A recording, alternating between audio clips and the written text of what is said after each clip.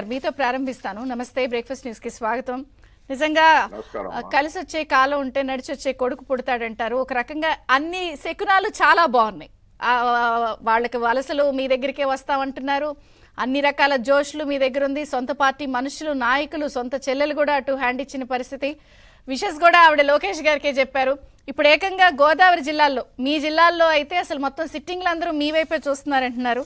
ఏంటి అన్ని షాకులే, మీకేమో అంత ఉత్సాహం పరవళ్ళు తొక్కుతుంది. ఎలా చూస్తారు ఈ పరిస్థితిని? ముందుగా అక్కడున్న శ్రీనివాసరావు గారికి, వెంకటేశ్వరరావు గారికి, మీకు వీక్షకులకు అందరికీ నా ఉదయపూర్వ నమస్కారం. ఈ పరిణామాలు రావడానికి అసలు కారణాలు ఏంటి? 151 మంది ఎమ్మెల్యేలని, దాదాపుగా 32 మంది రాజ్యసభ, లోక్సభ ఎంపీలని ఇస్తే నిలబెట్టుకోలేని దౌర్భాగ్యస్థితిలో ఎందుకు ఈ ముఖ్యమంత్రి ఉన్నాడనేది ప్రశ్న.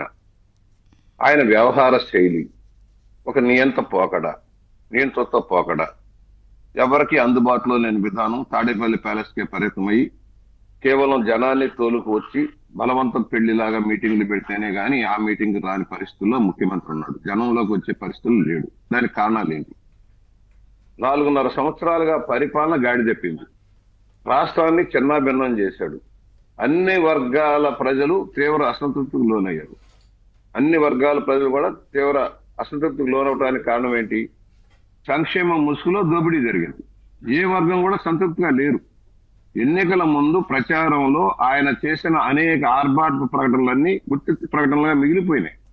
అనేక వర్గాలకు ఇచ్చిన హామీలన్నీ నీరు గారిపోయినాయి. ఏ వర్గానికి న్యాయం చేయలేదు. ఉద్యోగుల దగ్గర నుంచి, వృత్తిదారుల దగ్గర నుంచి, దళితులకి, బలహీన వర్గాలకి, మైనార్టీలకి ఇవ్వాల్సిన యాక్షన్ ప్లాన్ కూడా లేనందువల్ల ఆయా వర్గాలు ఇవాళ మండిపడుతున్నాయి. ఏ వర్గాలైతే వన్ సైడ్ గా వేసి అంత మెజార్టీ 51% ఓట్ల శాతం ఇచ్చి ఆయన గెలిపించడానికి కారకులయ్యారో, ఒక్కసారి అంటే నమ్మారో, వాళ్ళు ఇవాళ రియలైజ్ అయ్యారు ఏమి జరగడం లేదు, ఏ వర్గానికి ఏం జరగడం లేదు. అవినీతి పెరిగిపోయింది, అక్రమాలు పెరిగిపోయినాయి, దాష్టీకం పెరిగిపోయింది, తప్పుడు కేసులు పెడతా ఉన్నారు. దోషులను దోషులుగా చిత్రించే కార్యక్రమం యథావిధిగా నడుస్తుంది అనేది ఒక భావన వెళ్ళింది.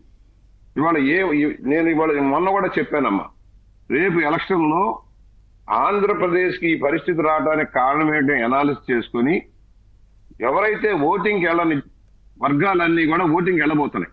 ముఖ్యంగా మహిళా లోకం కదలబోతుంది, భారీగా కదలబోతుంది.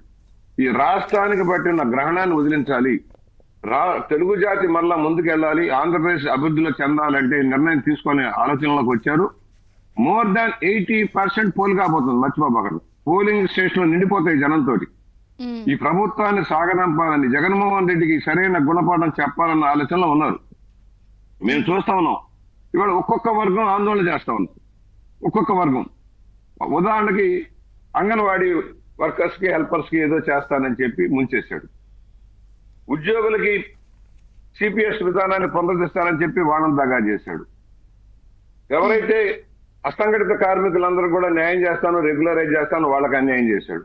ఇప్పుడు ఈ నెల 29 నుంచి అసలుకి వాలంటీర్ల వంతంట. ఎవరైతే ఆయన బలగం అనుకున్నారో వాళ్ళు సమస్యనిస్తున్నారు. నాకు 45 సంవత్సరాల ఎక్స్పీరియన్స్ లో అనేక వర్గాలు కలుస్తున్నారమ్మా. అనేక మంది ఉద్యోగులు, పోలీసు వ్యవస్థ దగ్గర నుంచి అనేక డిపార్ట్మెంట్ల ఉద్యోగులు మధ్యలో కలుస్తూ ఉంటారు. వాళ్ళందరూ ఒకటే చెబుతున్నారు, మేమందరం ఈ సభ ఎవరినైతే రావాలని కోరుకున్నాం అందరం కూడా తిరుగుబాటులో ఉన్నాం. ఉద్యమం పాట పెట్టారు. ఇవాళ ఆశా వర్కర్లు, అంగన్వాడీ వర్కర్లు, ఆఖరికి వాలంటీర్లు, నువ్వు పెంచి పోషించిన వాలంటీర్ వ్యవస్థే ఇవాళ నీ మీద తిరుగుబాటు చేసే పరిస్థితి వచ్చింది. సచివాలయాలన్నీ కూడా గందరగోళంగా మారిపోయినాయి. సచివాలయ ఉద్యోగులు మాకు ఎందుకు పెట్టారో మాకే తెలియటం లేదు, మేము ఇక్కడికి ఎందుకున్నా మాకే తెలియటం లేదని పరిస్థితి వచ్చింది.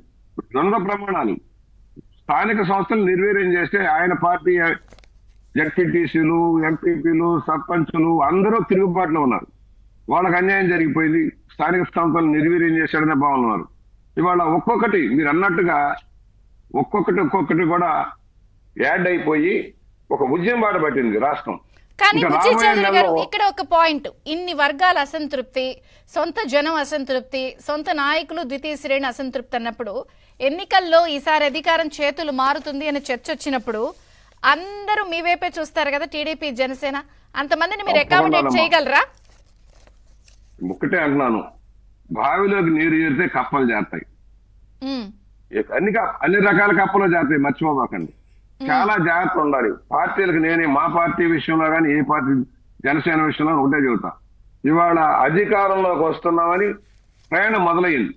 ఒక వరద గోదావరి లాగా పార్టీలోకి జనం రావడానికి ప్రయత్నాలు జరుగుతా ఉన్నాయి. నేనేమంటానంటే జనసేనలో కావచ్చు, తెలుగుదేశంలో కావచ్చు, ఏ పార్టీలో అయినా అంచెలంచెలుగా పెరగాలి నాయకత్వం. ఉమ్, కమిటెడ్ పార్టీకి, సిద్ధాంతానికి కట్టుబడి పనిచేసేవాడు, ప్రజల మధ్య ఉండేవాడు, ప్రజల కోసం పనిచేసేవాళ్ళని అభ్యర్థులుగా వస్తారు. ఆఖరి నిమిషంలోకి వచ్చి నా దగ్గర మోటార్లు ఉన్నాయి, నేను 30 కోట్లు 40 కోట్లు ఖర్చు పెడతాను, నాకు సీట్లు ఇవ్వండి అనేది కరెక్ట్ కాదు.